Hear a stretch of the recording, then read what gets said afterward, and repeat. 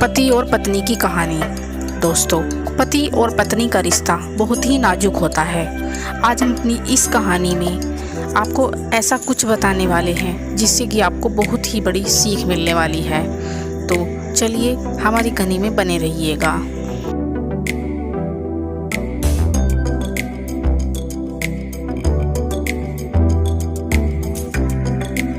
पत्नी ने उस दिन न जाने ऐसी क्या गलती कर दी थी जिसकी वजह से उसका पति उसको एक के बाद एक थप्पड़ मारे जा रहा था और हर सिचुएशन को बहुत शांति से हैंडल करने वाली पत्नी को न जाने उस दिन क्यों इतना गुस्सा आ गया कि उसने अपने पैर से चप्पल निकालकर अपने पति के ऊपर फेंक दी।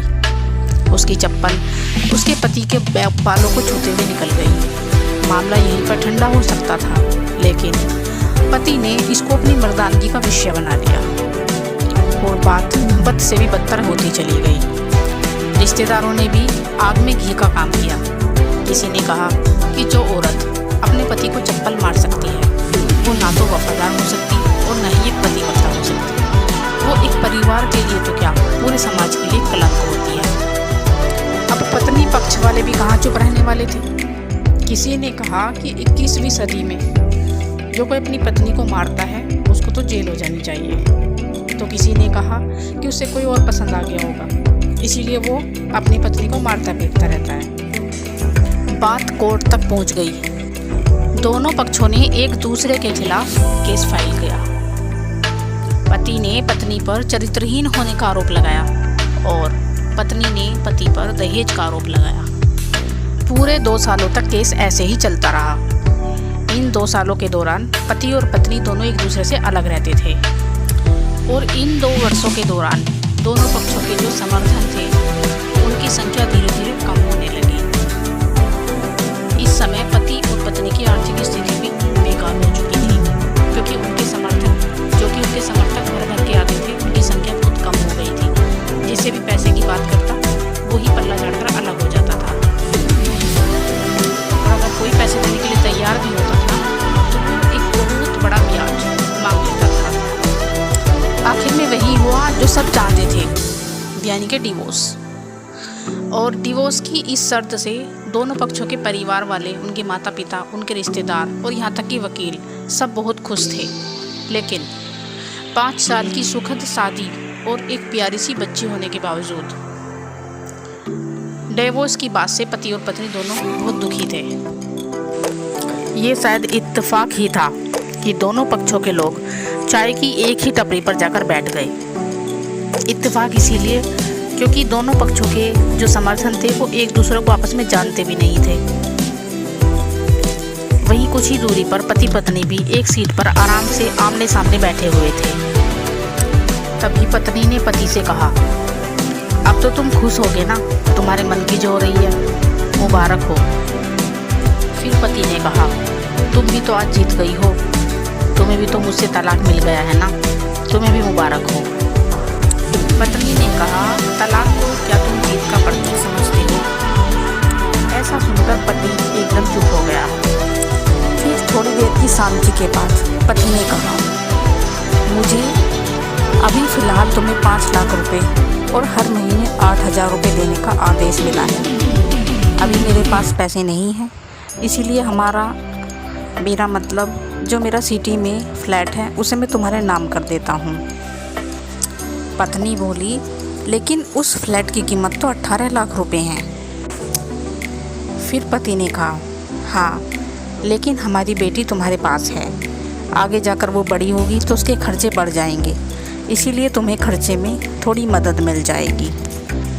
फिर पत्नी बोली, अरे नहीं नहीं, मुझे तुम सिर्फ 5 लाख रुपए ही देना, और वैसे भी हर महीने तो तुम मुझे 8,000 रुपये देते ही रहोगे ना, मैं ऐसे ही मैनेज कर लूँगी। और अगर तुम्हारे पास फ़िलहाल 5 लाख भी नहीं है तो कोई बात नहीं। फिर थोड़ी देर बाद दोनों फिर से शांत हो गए और पति अपने मन में सोचने लगा, कितनी भोली और समझदार है ये औरत, जो कि अभी कुछ समय पहले मेरी पत्नी थी, लेकिन अभी मेरे लिए एक अनजान औरत है। ये वही औरत है जो पैसे बचा बचा कर कम खर्च करके मेरे बर्थडे पर और मेरी मैरिज एनिवर्सरी पर मेरे लिए हमेशा नए नए कपड़े खरीद कर लाती थी। कभी बीमार भी हो जाती थी तो पैसे बचाने के चक्कर में मुझे बताती भी नहीं थी और घरेलू नुस्खों से ही अपने आप को ठीक कर लेती थी। लेकिन अगर कोई और घर में बीमार हो जाता था तो तुरंत उसको डॉक्टर के पास लेकर जाती थी। मेरी ही मति मारी गई कि मैं अपनी झूठी मर्दानगी के चक्कर में इतनी बड़ी गलती कर बैठा हूँ। उधर पत्नी के मन में भी उथल पुथल चल रही थी कि अभी भी बिल्कुल वैसा का वैसा ही है। पहले भी अपने आप से ज़्यादा हमारे बारे में सोचता था और आज भी खुद से ज़्यादा हमारे बारे में ही सोच रहा है। ये वही आदमी है जब मेरा एक्सीडेंट हुआ, मुझे बचाने के चक्कर में खुद मोटरसाइकिल के सामने कूद गया था और अपनी उंगली तोड़वा बैठा था। मैं भी पागल हूँ, पता नहीं किस मनहूस घड़ी में इससे लड़कर झगड़ा कर बैठ गई। पति ने मौन तोड़ते हुए कहा, अब तुम्हारी कमर का दर्द कैसा है? अभी भी इतना ही तकलीफ होती है क्या? फिर पत्नी हल्की सी मुस्कुराई और बोली कि हाँ, अभी भी कमर में दर्द रहता है और अब तो पेट में भी क्रैम्प्स होने लगे हैं।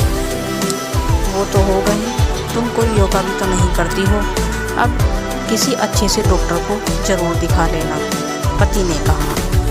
फिर पत्नी ने पूछा, तुम बताओ, तुम्हारा अस्थमा अब कैसा है? क्या तुम्हें अभी भी दौरे पड़ते हैं? पति ने कहा, हाँ, अब तो दौरे पहले से भी ज़्यादा पड़ते हैं, क्योंकि मैं इनहेलर घर पर ही भूल जाता हूँ, क्योंकि अब याद दिलाने के लिए तुम तो नहीं हो ना।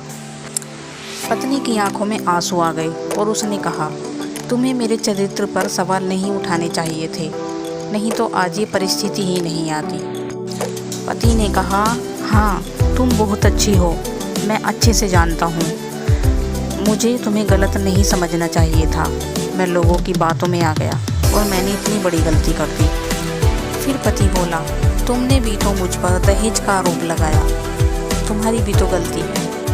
फिर पत्नी ने कहा, हाँ, मेरी गलती है और मुझे अपनी गलती का बहुत पछतावा है। फिर पति कुछ कहना चाह रहा था लेकिन वो हिचकिचा रहा था। तभी पत्नी ने कहा, कुछ कहना चाहते हो तो बोलो। पति ने कहा, क्या सब कुछ पहले जैसा नहीं हो सकता क्या? पत्नी ने कहा, क्या मतलब?